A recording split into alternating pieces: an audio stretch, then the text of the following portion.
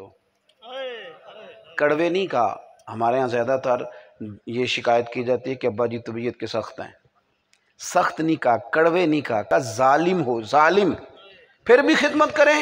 اس نے ایک دفعہ پوچھا تھا، اللہ کے رسول نے 3 دفعہ فرمایا او یظلم، اگرچہ وہ ظلم کرے، اگرچہ وہ ظلم کرے، اگرچہ وہ ظلم کرے، لیکن تیرا باپ ہے، تیری ماں ہے، تو نے قدر ہی کرنی ہے.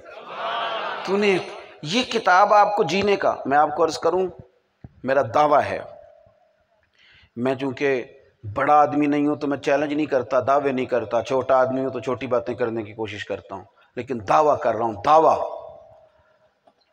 خالی ترجمے کے ساتھ اور ضروری تفسیر کے ساتھ آپ لوگوں کو قرآن مجید کا علم سکھا دیں. میں بہت بڑا دعویٰ کر رہا ہوں، پوری دنیا سے خودکشی مکمل طور پر ختم ہو جائے گی. کیونکہ وہ دیکھیں نا، قرآن پاک نے 100 کے قریب مرتبہ صبر کا حکم دیا ہے. 100 مرتبہ تقریباً، کم و بیش. آپ کو حوصلہ سکھا دے گا کتاب و سنت. نبی پاک صلی اللہ تعالی علیہ وسلم کی تربیت کی طرف آپ بڑھیں گے تو شاید 900 کے قریب آپ کو حدیثیں ملے جن میں حضور نے صبر کی بات کی ہے. آپ کو وہ حوصلے ملیں گے، وہ توانائی ملے گی، وہ کمال ملے گا. آپ کو جینا آئے گا. آپ کو پتہ چلے گا کہ جناب کو ضروری ہے کہ سویرے انقلاب آئے. آپ کا سچا ہونا شرط ہے. اگر جناب یوسف کو تھوڑی دیر کے لیے جیل بھی جانا پڑ جائے تو اللہ حکومت عطا کاری دیا کرتا ہے. آپ کا سچا اور کھرا ہونا شرط ہے. لیکن یہ حوصلہ کب آئے گا؟ جب آپ کتاب و سنت پڑھیں گے. اور جب آپ یہ نہیں پڑھیں گے پھر آپ میں صبر نہیں، بے صبری ہے. آپ ڈپریشن کا شکار ہیں، آپ لڑ رہے ہیں، آپ تلخی. میں تو نا اب سب سے زیادہ جس بات سے پریشان ہوں وہ لوگوں کی جلد بازی ہے. بڑی جلدی ہے. ہو ہمارے ہاں محسوس یہ ہوتا ہے کہ شاید یہ 5 منٹ کام لیٹ ہو گیا تو طوفان کھڑا کر دیں گے سارے لوگ. اطمینان نہیں، ٹھہراؤ نہیں. آپ کو صبر کرنا ہے، آپ کو اطمینان رکھنا ہے. مجھے بتاؤ، کوئی ڈاکٹر ایسا آپ کو آج تک ملا ہے کہ آپ دوا لینے جائیں تو وہ کہے کہ یہ سیرپ میں دے رہا ہوں، آج ہی ساری بوتل پی لو ٹھیک ہو جاؤ گے؟ وہ کہتے ہیں 1 چمچ صبح پینا، 1 شام کو پینا. چمچ بھی بتاتا ہے کون سا ہو، چائے والا ہو کہ دوسرا ہو، یہ بھی بتاتا ہے. کوئی تگڑا چمچ نہ پی لینا. یعنی ساتھ وہ کہتا ہے کہ ایسا نہ ہو کہ کھانا پکانے والے چمچ میں دوائی پی لو. وہ کہتا ہے کہ جو چمچ ہے نا چائے کا، وہ چمچ پینا 1 صبح 1 شام. اور پھر وہ یہ بھی نہیں آپ کو کہتا کہ میری گارنٹی ہے کہ آپ 7 دن میں ٹھیک ہو جائیں. کہتے 7 دن کے بعد دوبارہ آنا. خودارہ چیزوں کو سمجھو. قرآن مجید نے 90 یا 100 مرتبہ مختلف اینگلوں سے صبر کا ذکر کیا، حوصلے کی بات کی. یا ایھا الذین آمنوا استعینوا بالصبر والصلاۃ. کہیں کہا واستعینوا بالصبر والصلاۃ. کس کس انداز میں مسلمان کو سمجھایا کہ تجھے ذرا ٹھہرنا ہے، ذرا تجھے حوصلہ کرنا ہے، ذرا تجھے رکنا ہے، ذرا تجھے احساس پیدا کرنا ہے. لیکن اگر کتاب و سنت پڑھیں گے نہیں تو پھر یہ ہے کہ تلخی ہے، پھر یہ ہے کہ پریشانی ہے. قرآن مجید نے توکل کی بات کی، بھروسے کی بات کی. میں بڑی ذمہ داری سے کہتا ہوں کہ یہ جو صبح سے شام تک ڈھیروں لوگ روتے ہیں نا کہ روٹی کوئی نہیں، پیسے تھوڑے ہیں، غریبی بڑی ہے، یہ جو بھاگتے ہیں کچھ سیاستدانوں کی گاڑیوں کے پیچھے، کچھ پیروں کے تویزوں کے پیچھے. ناراض ہو گئے ہو؟ میں آپ پیر ہاں، میں گل کر لین دیو. ہاں صحیح کہہ رہا ہوں. اللہ خیر. وہ میرے پاس ایک صاحب تویز لینے آ گئے. میں نے ان سے کہنے لگا جی کام نہیں چلتا. میں نے کہا سورۃ واقعہ پڑھیں. کہ جو پیر صاحب کو 2 لفظ لکھ نہیں دیں تویز والے.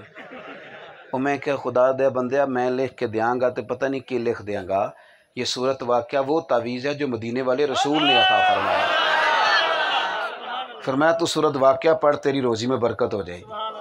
آپ نے بات کو سمجھنا ہے اور غور کرنا ہے کہ یہ جو اتنی ڈپریشن ہے نا، اگر وہ توکل کا سبق جو ہمیں قرآن نے پڑھایا وَمَن يَتَوَكَّلْ عَلَى اللَّهِ فَهُوَ حَسْبُهُ، فرمایا تو رب پر بھروسہ تو کر، اللہ تیرے لیے کافی ہو جائے گا. اور کہیں کہا تو ڈر جا، وَمَن يَتَّقِ اللَّهَ مَخْرَجًا، جو اللہ سے ڈرے گا اللہ اس کے لیے کوئی رستہ. اسی طرح ہے جی آیت سورہ طلاق کی، وَمَن يَتَّقِ اللَّهَ يَجْعَل لَّهُ مَخْرَجًا، جو اللہ سے ڈرے گا اللہ اس کے لیے رستہ بنائے گا. تو کس طرح کا بنائے گا؟ وَيَرْزُقْهُ مِنْ حَيْثُ لَا يَحْتَسِبُ، وہاں سے رزق دے گا تو نے کبھی سوچا بھی نہیں ہوگا۔ اگر کوئی ڈر جائے اللہ سے، کوئی یا جا اللہ مخرجا، اللہ اس کے لیے رستہ بنا دے گا، نکلنے کی راہ بنا دے گا۔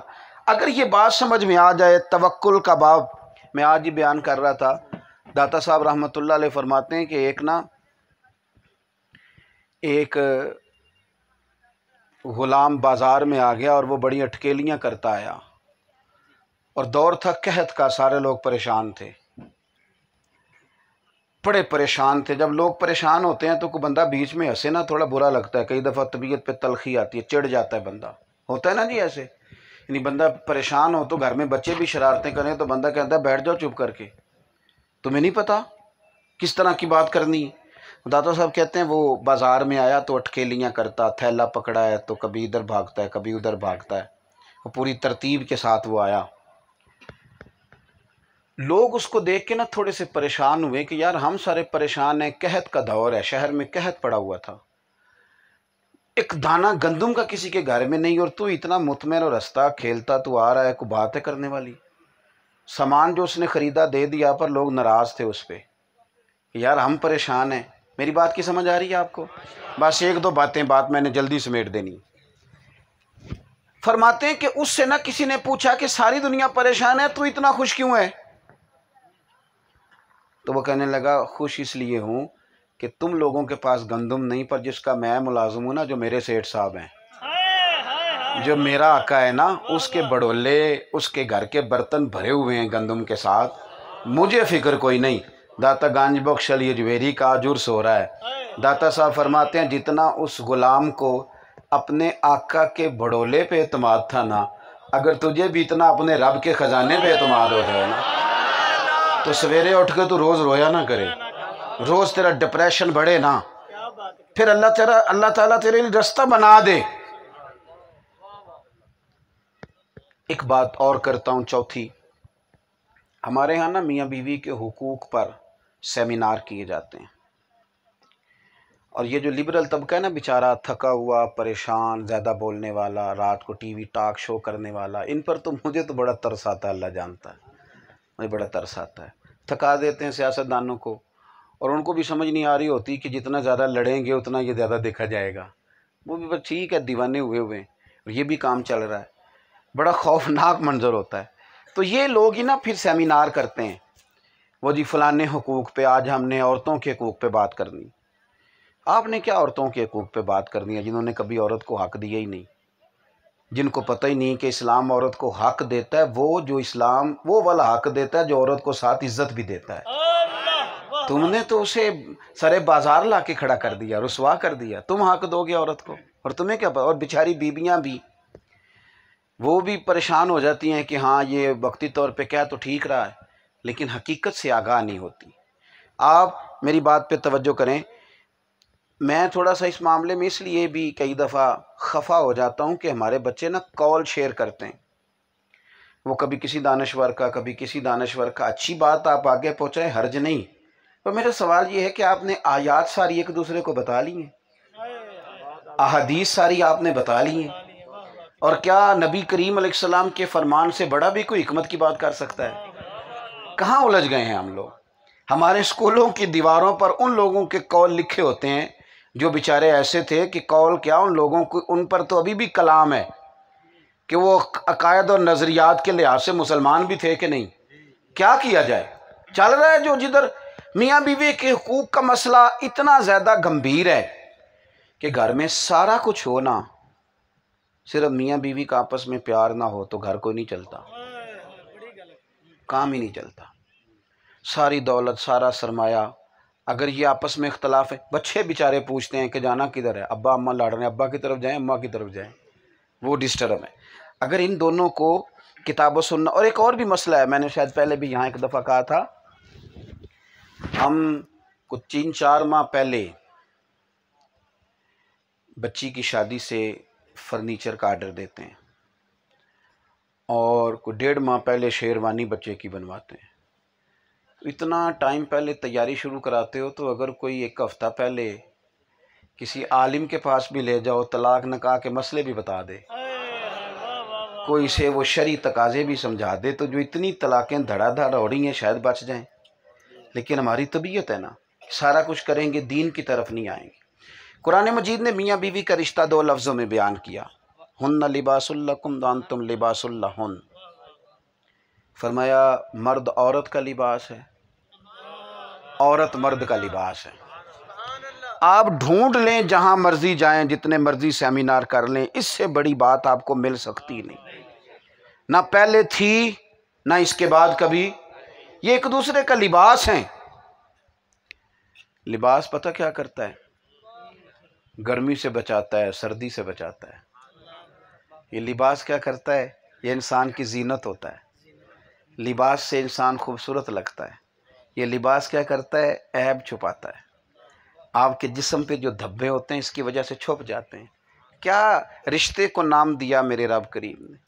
فرمایا بیوی میں عیب ہوں گے تو مرد چھپا لے گا، وہاں ہوں گے تو یہ چھپا لے گی۔ یہ ایک دوسرے کے لیے زینت بن جائیں گے، ایک دوسرے کے لیے پردہ بن جائیں گے، ایک دوسرے کے لیے وہاں کھڑے ہو جائیں گے کہ دھوپ چھاؤں سے وہ سارا دن باہر گھوم کے محنت مزدوری کر کے اس کے پردے کا بندوبست کرے گا کہ اس کو رسوا نہ ہونا پڑے، باہر نہ نکلنا پڑے۔ اور یہ پتہ ہے کتنی بڑی بات کی رسول کریم نے؟ حضور نے فرمایا جس نے نکاح کر لیا اس نے ایمان محفوظ کر لیا۔ اتنا بڑا درجہ اس خاتون کو دیا کہ تو گھر آئی ہے تو ایمان کے محفوظ ہونے کا ذریعہ بنی۔ آپ بات تو سمجھے قرآن مجید تربیت کس طرح کرتا ہے ہماری، لیکن ہم تو وہ کہتے ہیں میں فلانے سیانے کو سنیا سی۔ بھئی اس سیانے سے سنیں جو کتاب و سنت کا نچوڑ آپ کو بتائے، باقی کسی اور سیانے کی طرف جانے کی کیا ضرورت؟ ایک بات آخر میں اور آپ سے بڑے درد مندانہ انداز میں عرض کرنی ہے۔ قرآن مجید نے نا علم کو سپورٹ کیا ہے، اور قرآن مجید نے جہالت کو اندھیرا کہا ہے۔ کچھ لوگ ایسے ہیں جو دعویٰ کرتے ہیں پڑھا لکھا ہونے کا، لیکن ان کے پاس ڈگری ہوتی ہے، علم۔ اعلیٰ حضرت بریلوی سے کسی نے پوچھا تھا عالم کے لیے سند ضروری ہے؟ فرمایا نہیں، عالم کے لیے علم ضروری ہے۔ سندیں تو اعزازی بھی مل جاتی ہیں۔ آپ کے ملک میں کئی ایسے پی ایچ ڈی ڈاکٹر ہیں جن کو اعزازی طور پر ڈگری ملی ہوئی ہے، اور ان کی زید ہے کہ مجھے پی ایچ ڈی مانو بھی، حالانکہ ڈگری اعزازی ملی ہوئی ہے۔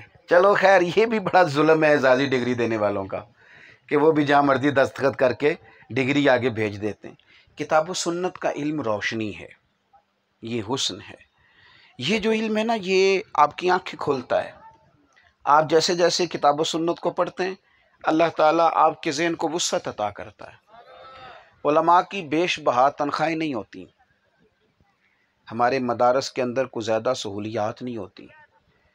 چلیں علماء سے معذرت کے ساتھ، اس کے باوجود سب سے زیادہ اختلاف رائے یہاں ہوتا ہے، سب سے زیادہ تحقیق بھی یہاں ہوتی ہے، دلائل سے سب سے زیادہ بات کی جاتی ہے، اور زبردست انداز میں مطالعہ دینی لوگ لکھتے ہیں، کلام کرتے ہیں، تشریحات کرتے ہیں، آگے بڑھتے ہیں۔ ایک بڑا وسیع اللہ تبارک و تعالیٰ نے انہیں دیا ہوتا ہے بات کرنے کا، سمجھنے کا سلیقہ۔ کیوں یہ ساری چیزیں کیسے آتی ہیں؟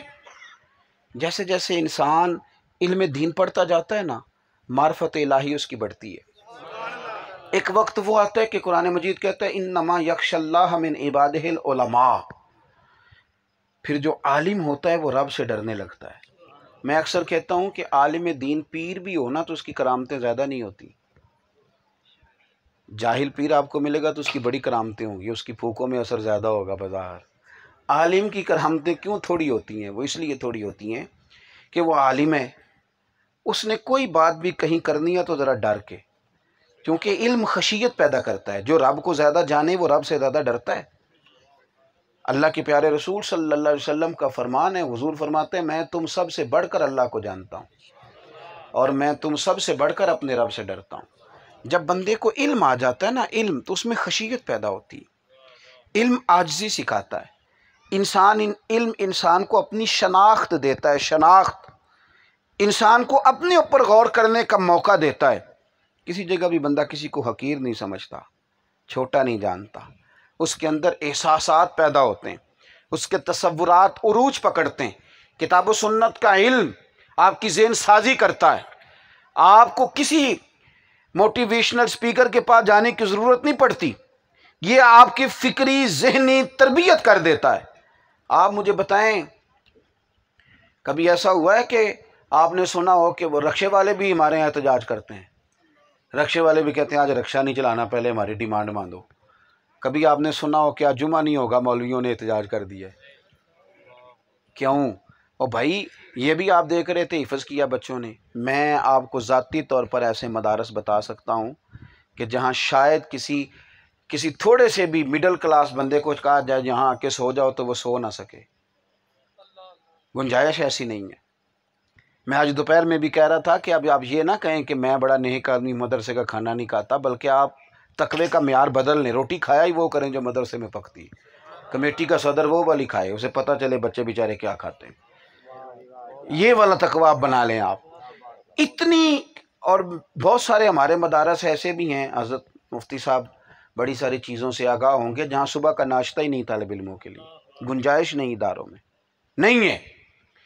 لیکن اس کے باوجود میں سنگیو آپ کو کیا بتاؤں، میں نے کالج میں بھی پڑھا ہے، مدرسے میں بھی پڑھا ہے، جس نے سویرے ناشتہ نہیں کیا، رات ٹوٹی ہوئی صف پہ سویا ہے، سویرے اس کا استاد جب موٹر سائیکل پہ پڑھانے آیا تو دوڑ کے گیا ہے، اس نے ہیلمٹ پکڑا ہے، استاد کی موٹر سائیکل کو ٹاکی پھیری ہے، اس نے پیار کیا ہے، صفائی کی ہے، جوتے سیدھے کیے ہیں، اور شام کو جب وہ سبق سنانے آیا ہے اور اس کے استاد نے سبق سن کے صرف شاباشی دی ہے، تو اس طالب علم کا چہرہ یوں لگتا ہے کہ جیسے دنیا کی اس وقت سب سے بڑی نعمت اسی کے پاس موجود ہے۔